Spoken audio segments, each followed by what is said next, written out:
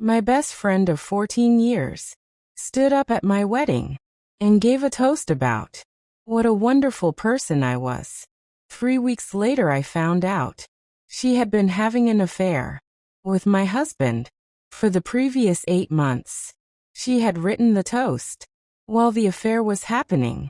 Tonight, every single story is about a betrayal that came from the person who was supposed to be the last one capable of it. Not a stranger, not an enemy, someone trusted completely. 5 betrayals. 5 people who never saw it coming. 5 updates that will leave you speechless. This is the part that gets me every single time. Let me take you back to where each of these stories started.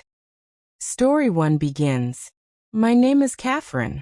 I am 37 years old. I live in Charlotte, North Carolina, and 16 months ago I discovered that my best friend of 14 years, the woman who had been my maid of honor, who had helped me pick my wedding dress, who had given a 7-minute toast at my reception about the kind of person I was and what it meant to her to have known me for 14 years, had been having an affair with my husband for the 8 months preceding our wedding. The affair had begun, as best I have been able to establish, approximately 3 months after my husband proposed to me and had continued through the engagement, through the planning of the wedding, through the rehearsal dinner, through the wedding itself, and through 3 weeks of our marriage before I found out. My best friend's name is Sarah. My husband's name is James. I had known Sarah since we were 23 years old. I had introduced her to James. She had been present at the beginning of our relationship. She had been present, I now understood, at every significant moment of our relationship's progression, while also being present in a version of my relationship I had not known existed. I found out the way people find out things like this in 2024, through a phone. Not snooping. Not a private investigator. Not a dramatic confrontation preceded by gathering evidence.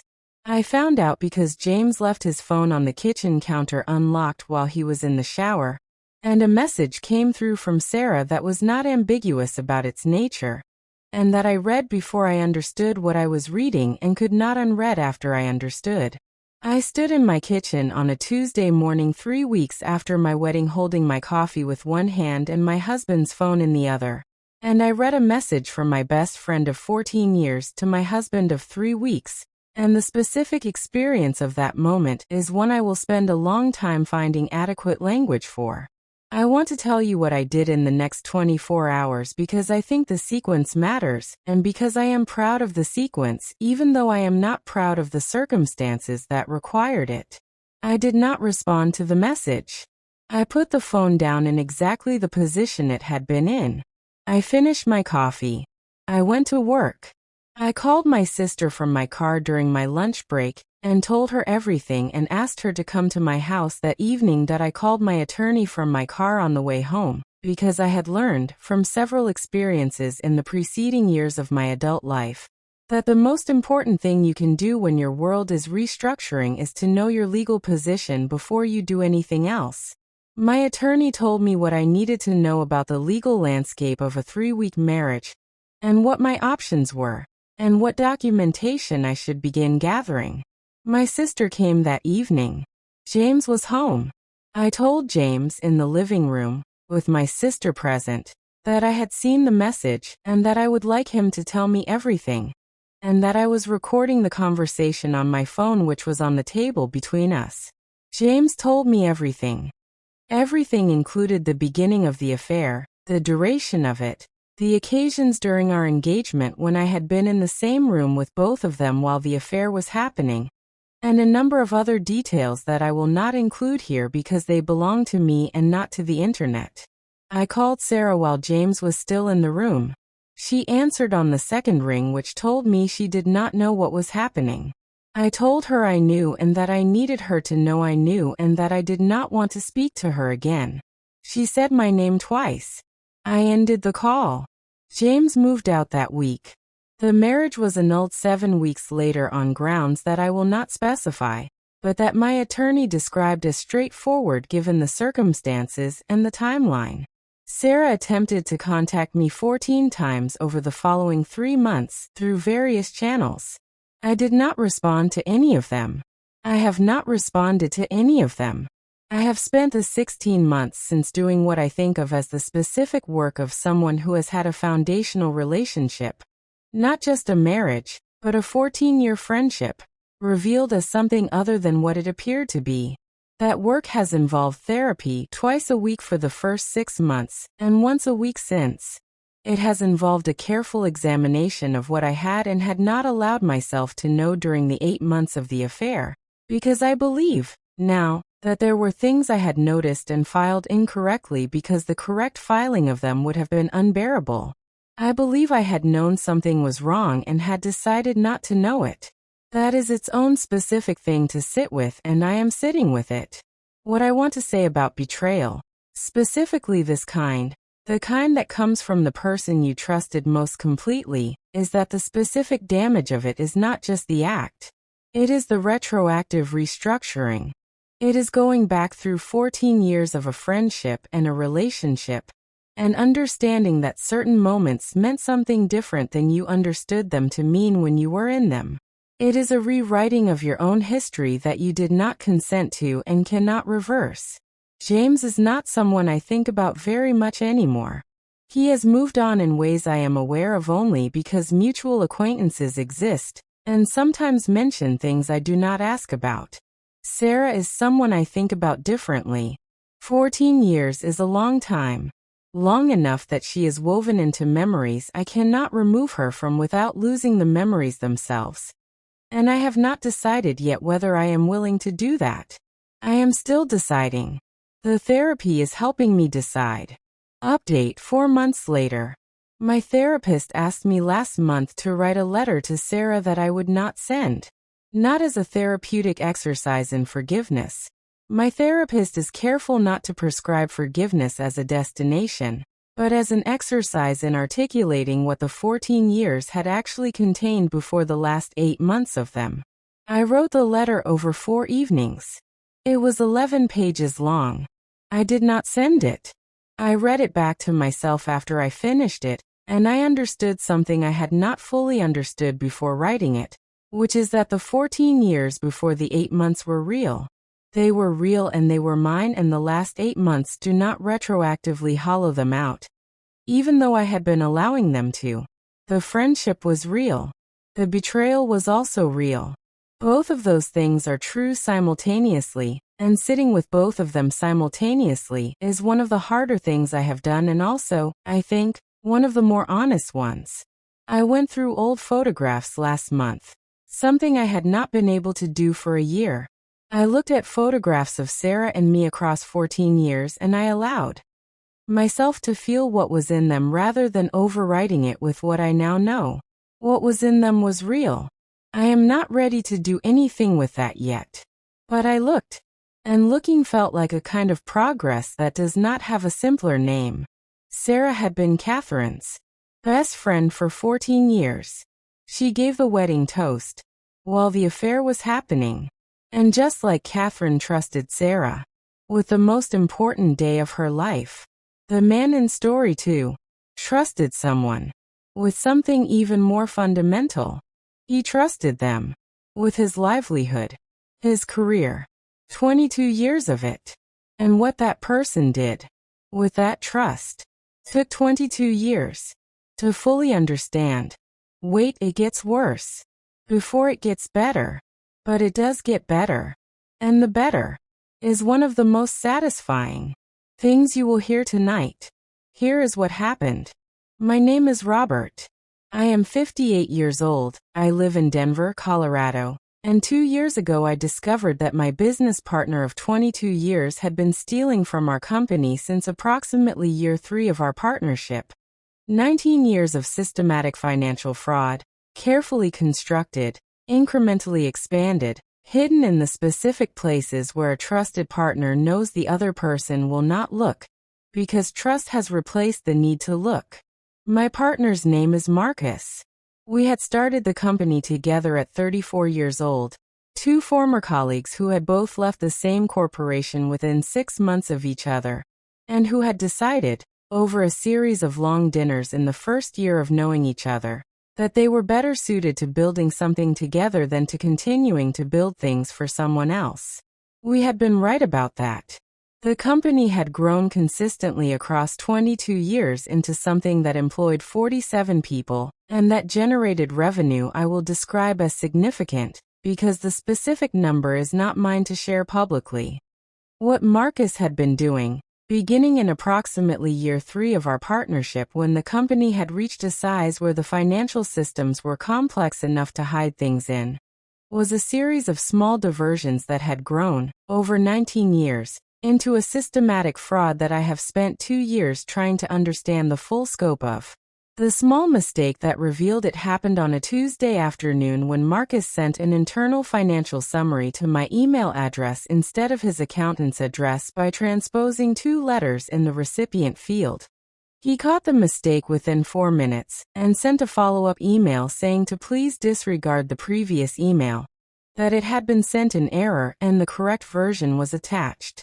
The follow-up email contained an attachment that was identical to the original email, except for one column of figures in the third tab of the spreadsheet that had been changed. I had received both versions within 4 minutes of each other. I compared them. I am a detail-oriented person.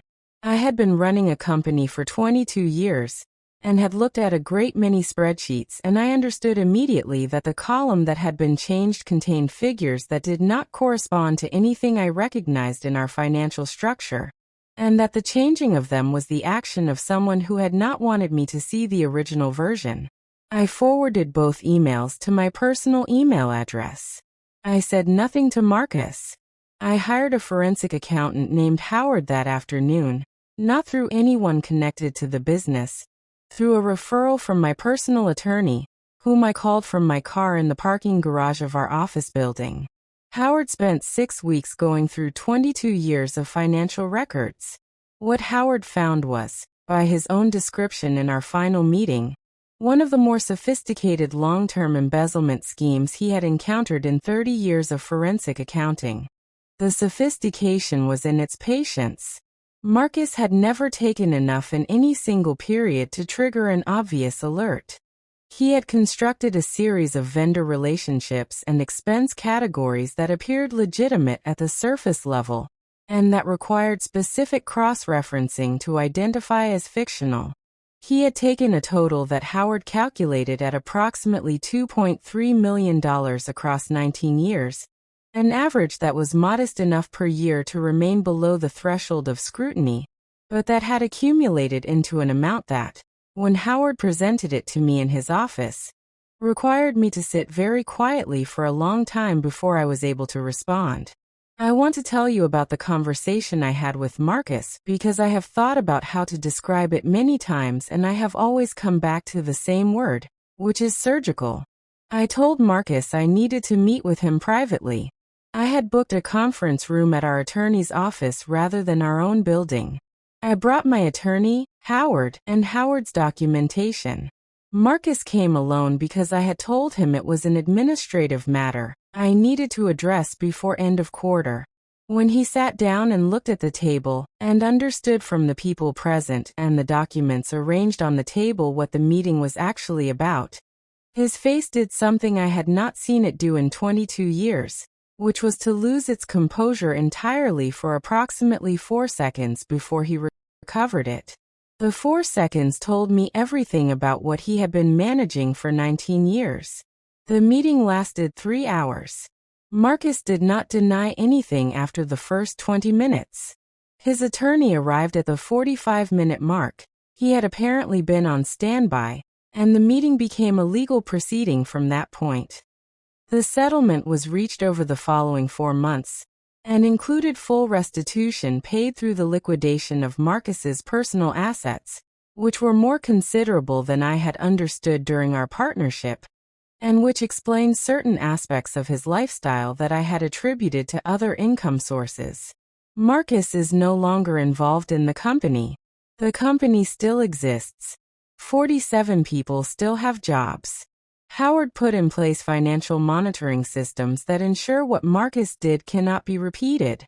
I have been asked many times whether I saw signs during 22 years that I chose not to see, and I want to answer that question honestly, because I think it is the most important question. I saw things I did not know were signs. I saw Marcus's car be replaced more frequently than mine. I saw him take vacations that seemed expensive relative to what I understood his personal finances to be. I had thoughts about these things and I filed them under the category of assumptions I was making about someone else's life that were probably wrong, and that it was not my place to examine. I had been right that it was not my place to examine them. I had been wrong that examining them was not necessary. Update 4 months later. The company had its best revenue quarter in its 22-year history last month. I shared the results with all 47 employees in a meeting that was warm and genuine, and that contained none of the specific weight that the company had been carrying during the period of the investigation and the settlement proceedings.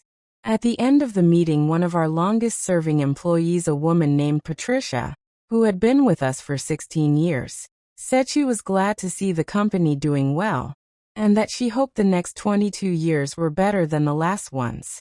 I said I thought they would be, and that I was going to make sure of it.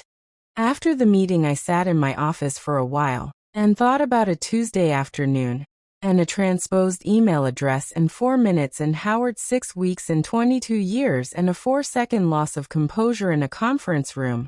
And I thought about what 19 years of sustained betrayal requires from the person doing it, and about what it takes to be that person every day for 19 years across every conversation, and every meeting and every company milestone, and I thought that whatever Marcus had told himself about what he was doing must have required extraordinary maintenance, and that the maintenance of it must have cost him something I will never be able to calculate, and that the cost was his to have paid, and that I was sitting in an office where 47 people had just heard the company had had its best quarter ever, and that this was the better that comes after the worse, and that the better was real.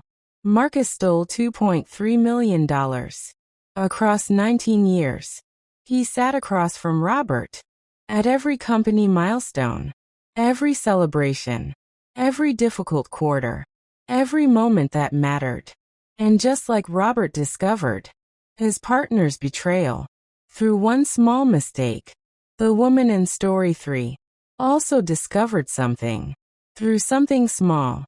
Not a transposed email address. A receipt. A single receipt. From a store.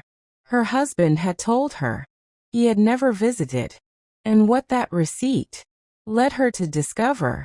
Restructured 11 years of a marriage she had believed was solid. Wait, let that sink in. Because this is the part that gets me the most. In tonight's 5 stories, here is what she found. My name is Diana. I am 44 years old. I live in Atlanta, Georgia, and 18 months ago my husband of 13 years had a second family. Not in another state. Not in another city. In the same city where we had been living together for 13 years. In a neighborhood I had driven through. In a school district I had looked at when we were considering moving, 20 minutes from our house. A woman named Linda, who was 40 years old, and 2 children. A boy who was 9 and a girl who was 7. 9 years and 7 years. The math of those ages was the first thing I understood when I began to understand what I was looking at. And the math meant that my husband had begun the second family in the 3rd year of our marriage, and had maintained it for 9 years across everything our marriage had contained. 2 moves, my mother's illness, my career change, 3 anniversaries with significant celebrations, 11 years of what I had believed was a functional and genuinely loving marriage. My husband's name is Michael. I found the receipt in his jacket while I was taking it to the dry cleaner. A habit I had developed long ago of checking pockets before cleaning. The receipt was from a pharmacy in a neighborhood I did not recognize at a time when Michael had told me he was at a work conference. The items on the receipt were not alarming on their own. Cold medicine, children's ibuprofen, a specific brand of children's vitamins. It was the combination of children's items and the unfamiliar location. and the work conference that Michael had been at when the receipt was timestamped that sat in my mind for the 3 days between finding the receipt and saying anything. I want to be precise about those 3 days, because they were significant. I did not confront Michael immediately because I had learned, from what I can only describe as an instinct I did not examine too closely in the moment, that confronting him immediately without more information would give him the ability to construct an explanation that I would not be able to disprove, and that I might believe because I had been believing him for 13 years, and believing him was my default position. I spent 3 days finding more information. I am a methodical person by professional training. I work in data analysis, and I applied the skills of my profession to the 3 days in a way that I think now protected me from a much longer period of not knowing. I found, through a combination of financial record review, location data on our shared phone plan, and 2 evenings of following Michael in my car at a distance that I am not entirely proud of and entirely grateful for simultaneously, the address of the apartment where Linda and the children lived. I found Linda's name through the apartment's mailbox. I found the children's names through a school enrollment document that Linda had left in a bag outside her door on the 2nd evening I was there. I want to tell you about meeting Linda, because Linda is an important part of this story, and because she deserves to be an important part of it. I knocked on Linda's door on a Saturday morning when I had confirmed that Michael was at what he had told me was a work function, and was not at Linda's apartment. Linda opened the door. She looked at me for a moment. Then she said "come in a voice that told me she had known that a door opening to someone like me was a possibility she had been aware of. Linda knew about me. She had known about me for 7 of the 9 years. She had not known about the children's existence from the other direction. She had known Michael was married, but had not known until 2 years earlier that I did not know about her. Had believed for 7 years that ours was an open arrangement I had consented to. 2 years earlier she had discovered that I had not consented to anything, that I did not know she existed, and had confronted Michael. Michael had told her he was going to tell me. He had said this for 2 years. He had not told me. Linda and I sat in her kitchen for 2 hours while her children were at a neighbor's house. We compared information.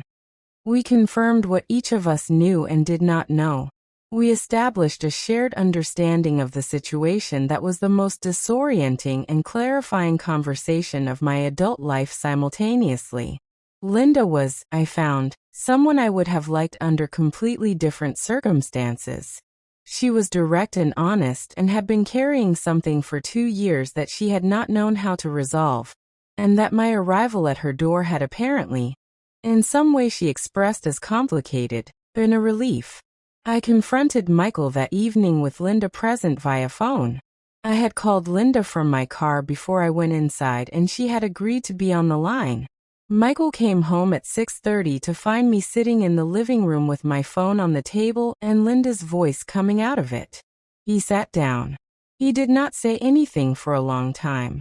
Then he said he was sorry in a way that was so insufficient for what he was apologizing for that I found it almost impossible to receive. I told him what I knew. Linda told him what she knew. Michael confirmed everything. The divorce was filed the following week. It has been finalized for 3 months. Linda and I have been in contact throughout the process, not as friends but as 2 people who share a specific situation, and who have found that sharing the specific situation with someone who understands it from the inside is different from explaining it to someone who is trying to understand it from the outside. Michael has legal custody arrangements with Linda's children. He has a legal settlement with me. He is, as far as I know, living in an apartment somewhere in the city that he has thus far been unable to make into a second apartment that I don't know about, though I acknowledge that this thought is not my most charitable, and also not my most paranoid. It is, I think, simply my most honest. Linda and I had coffee last month. It was the first time we had met in person since the Saturday morning in her kitchen. We talked for an hour about our lives going forward and very little about Michael. And at the end she said she was glad I had knocked on her door, and I said I was glad she had opened it, And I meant both of those things in the complicated, complete way that this situation requires everything to be meant. Update: 4 months later. I moved into a new apartment last month. My own apartment. Not the house we had shared, not a temporary place while things were sorted out, but a permanent place I had chosen for myself based entirely on what I wanted it to contain. I spent the first weekend arranging it, and I want to tell you about one specific moment in the arranging, because it is the moment I keep coming back to. I was putting books on a shelf and I realized I was putting them in the order I had always wanted rather than the order Michael had always argued for. And that the shelf was the right size for the books I owned rather than the books we had owned together. And that the arrangement was mine in a way that nothing had been entirely mine for 13 years. I stood in front of that bookshelf for a moment, and I thought about 13 years and a receipt for children's ibuprofen and 3 days of data analysis and Linda's kitchen. And a 6:30 confrontation. And I thought about a bookshelf arranged exactly the way I wanted it. And I thought that sometimes what comes after the worst thing is a bookshelf that is yours, and that yours, when it is genuinely yours for the first time in a long time, is one of the better things available. Linda sent me a message when I told her I had moved in. She said she was glad. I told her I was too. I think I was. Diana found a receipt for children's ibuprofen, and that receipt led her to a second family, 20 minutes from her house.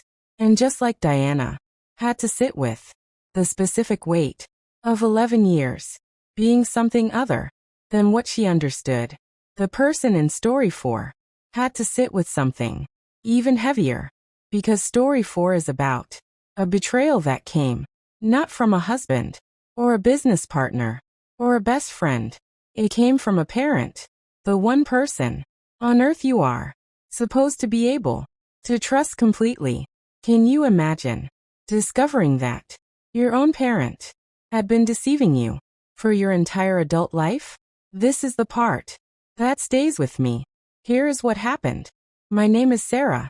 I am 39 years old. I live in Portland, Oregon, and 14 months ago I received a message through a mutual connection from a woman I had not spoken to in 16 years, my mother, in which she said she had been looking for me and that she needed me to know that she had never stopped trying to reach me and that she did not understand why I had never responded to any of her attempts at contact.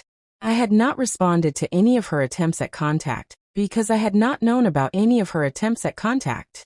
I had not known about them because my father had told me, in the weeks following my parents' divorce when I was 22 years old, that my mother had chosen not to maintain a relationship with me, and that she had asked him to communicate that she needed space and that I should not attempt to contact her. I had believed him. I had been 22 years old and my parents' marriage had ended in a way that had been chaotic and painful, and my mother's departure had been sudden in a way I had not fully processed, and my father's explanation, that she needed space, that she had asked for it specifically, had been painful but not entirely incomprehensible given the circumstances. I had cried. I had grieved. I had, over the following months and years, accepted the version of events my father had given me and had built my adult life with a specific absence of my mother shaped into it in the way that absences shape themselves into the lives of people who believe they are permanent. My father's name is Gerald. He is 65 years old, and he has been the person I was closest to for most of my adult life. He is the person I called when things went wrong. He is the person I visited on holidays. He is the person I trusted with the specific trust of an adult child who believes their parent is the foundational relationship of their life. The message from my mother arrived on a Thursday afternoon. Her name is Margaret. She is 64. The message said she had found me through a mutual connection, a former neighbor who had known both of our families and who had run into her and mentioned my name, and that she had been trying to reach me for 16 years through my father, who had told her each time that I did not want contact with her, and that she had eventually stopped trying because she had believed him and had understood, with the specific grief of a mother who believes her adult child has chosen to have no relationship with her, that I had made my choice and she had to respect it. I want you to understand what that sentence contained. My father had told me she did not want contact with me. He had told her I did not want contact with her. For 16 years. While each of us grieved the other, and believed the grief was the only appropriate response to the other's choice. I called Margaret that Thursday evening. The call lasted 4 hours. We talked about 16 years of what each of us had been told, and what each of us had done with what we had been told. We cried. We asked questions. We established, over 4 hours of careful conversation, that neither of us had made the choice we had been told the other had made, and that the choice that had been made by Gerald, and had been maintained by Gerald across 16 years of our separate grief. I asked my mother why she thought Gerald had done it. She was quiet for a moment. Then she said she had thought about that for a long time, and that the honest answer was that she thought Gerald had not been able to manage the version of the divorce where I had a relationship with both of my parents, and that removing her from my life had been, for Gerald, a way of ensuring that I remained entirely his. I sat with that answer for a long time after the call. I confronted Gerald the following week. I want to be precise about the confrontation because precision is the only honest approach to something this significant. I told Gerald I had spoken to Margaret. I told him what she had told me. I asked him if it was true. Gerald was quiet for a long time. Then he said it was complicated. I told him I needed him to tell me specifically whether he had told Margaret I did not want contact with her. He said yes. I asked him if he had told me she did not want contact with me. He said yes. I asked him why. He gave me an explanation that I am not going to share here because it is his and because sharing it would require me to construct a sympathetic framework around something I am not ready to be sympathetic about. What I will say is that the explanation was human and comprehensible and entirely insufficient for what it was explaining. My relationship with Gerald is in a specific suspended state that I do not have a word for. I have not ended it. I have not continued it in the way it was before. I am in therapy trying to find language for what I am doing with it, and with him, and with the 16 years, and with my mother who I am now seeing regularly, and with the specific grief of understanding that the absence I built my adult life around was constructed rather than chosen. Margaret and I have dinner every 2 weeks. We are doing what I think of as the work of building something that should have been building for 16 years, and was not. And that is starting now, and that has to start from where we actually are rather than from where we should be. That work is the most specific kind of work I have ever done and also, I think, the most important. Update 4 months later. My mother and I went on a trip last month. A long weekend, a city neither of us had been to, somewhere that belonged to both of us equally because neither of us had any history there. We walked around and ate at restaurants and talked for hours about our lives across the 16 years. And about what was in them. And about what was not, and about what is in them now. On the last evening she said something I want to write down because I want to have it recorded somewhere. She said that she had spent 16 years believing I had chosen not to know her, and that the not knowing her had shaped everything about how she understood herself as a mother and as a person, and that knowing now that I had not made that choice was something she was still making room for because it was changing things she had believed were settled. I told her I understood because it was doing the same thing to me. We sat with that for a while. Then we ordered dessert because we had decided on the first day of the trip that we were going to order dessert at every meal because we had missed 16 years of dinners together, and we were going to make up for it in whatever way was available. I am still in therapy. I am still in the suspended state with Gerald that I do not have a word for. Margaret and I have dinner every 2 weeks. Last week she brought me something she had been keeping. A birthday card she had written for my 30th birthday, and had not been able to send because by then she had stopped trying. She had kept it for 9 years. She gave it to me now. I read it at my kitchen table after she left and I sat with it for a long time. And I thought about a birthday card kept for 9 years, and about 16 years of constructed absence, and about a 4-hour phone call on a Thursday evening, and about dinner every 2 weeks and about dessert at every meal. And I thought that some things arrive late, and are still exactly what they were meant to be, and that the birthday card was one of them, and that I was glad she had kept it. Gerald told 2 people that the other did not want contact for 16 years. And our final story tonight, story 5, is also about a long deception, but this one did not come from a parent. It came from someone who had been trusted with the most vulnerable thing a person can share. Their health, their medical care, and the person who was supposed to protect that trust had been violating it in a way that took 7 years to surface. And when it surfaced because One patient asked one question that nobody had thought to ask before. This is the last story, and it is the one that changed the most lives. My name is Patricia.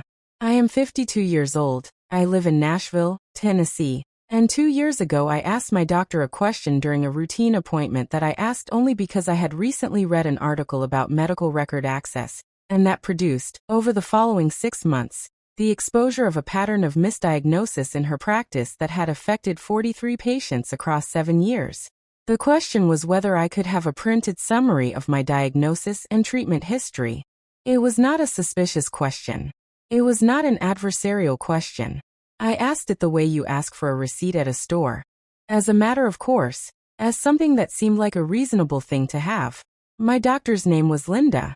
She had been my primary care physician for 9 years.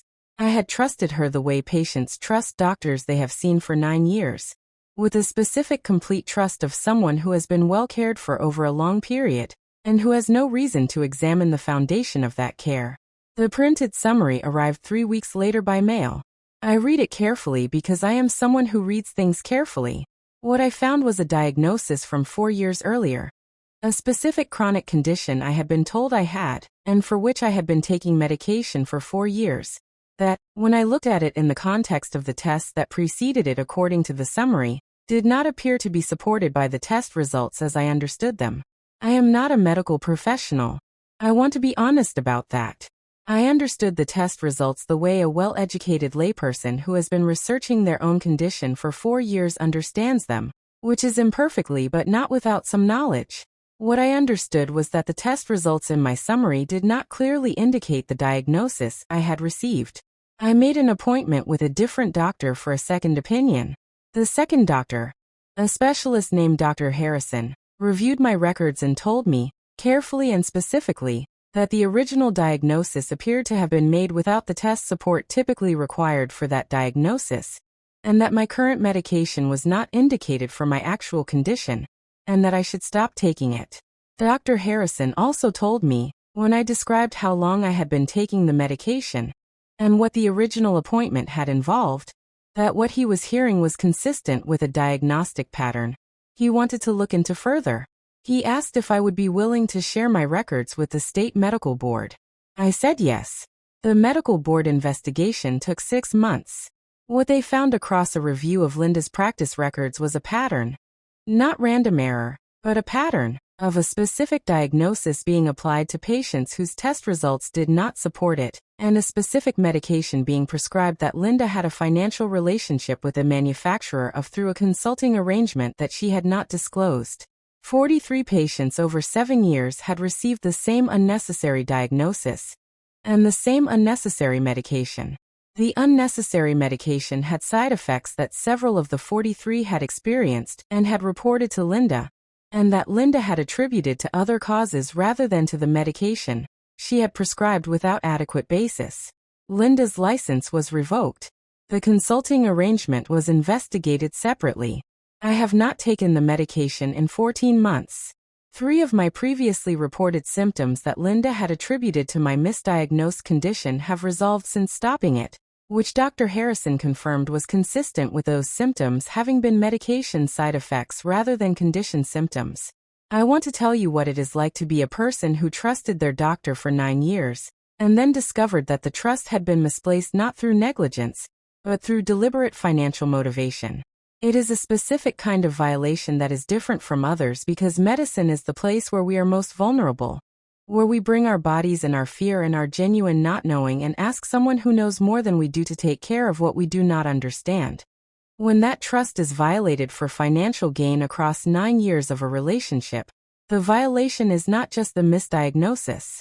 It is the 9 years of appointments in which the violation was covered by the specific warm bedside manner of someone who had decided that financial gain was more important than the vulnerability you were bringing to her office. I attend a support group for the 43 patients now. It meets monthly. We are, as a group, at various stages of processing various amounts of anger and grief, and in some cases physical harm that resulted from the unnecessary medication. I am among the less harmed. There are people in that group whose experiences of the medication's side effects were more significant than mine, and who are carrying more than I am. I attend the meetings because the group was formed by one of the 43 who found my name in the medical board's public records and reached out. And because being in a room with people who understand the specific texture of what happened is different from explaining it to people who are trying to understand from the outside. And because I think presence is one of the things that groups of people who have been through the same thing can offer each other that nothing else can. Update. 4 months later. Linda's criminal case concluded last month. She was charged with healthcare fraud and reckless endangerment. And the case was resolved through a plea agreement that included prison time, financial penalties, and permanent revocation of her medical license in all states. The financial penalties included a restitution fund for the 43 patients. My share of the restitution covers a portion of the medical costs I incurred during the 4 years of unnecessary treatment. Our group met the week after the sentencing. I will not describe the meeting in detail because what was said in that room belongs to the people who said it. What I will say is that at the end of it, the woman who had founded the group said that she had started it because she had felt alone in what had happened, and that looking around the room she did not feel alone anymore, and that she thought we had done something by being there together that none of us could have done separately. I thought about a printed summary requested on a routine afternoon, and about Dr. Harrison, and about 6 months of investigation, and about 43 people in a monthly meeting, and about what one question asked by one person who reads things carefully had eventually produced, and I thought that questions are sometimes the most important things, and that asking them carefully and reading the answers carefully is one of the more powerful things an ordinary person can do, and that I was glad I had done it.